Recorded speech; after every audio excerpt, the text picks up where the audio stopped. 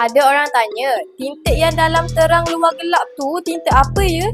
Sebab member pakai luar gelap betul, dalam terang gila. Ramai yang masih tak tahu tinted best ni. Ini adalah tinted nano ceramic dari Ubiquo. Bukan tu saja kelebihannya, tapi ada lagi. Antaranya, tinted ni pakai teknologi nano yang famous di Euro dan juga US. Yang kedua, tinted ni heat rejection dia sangat tinggi sehingga 97%. Yang ketiga, tinted ni ada warranty 6 tahun. Yang keempat, high definition view untuk pemandangan yang lebih jelas waktu siang ataupun malam.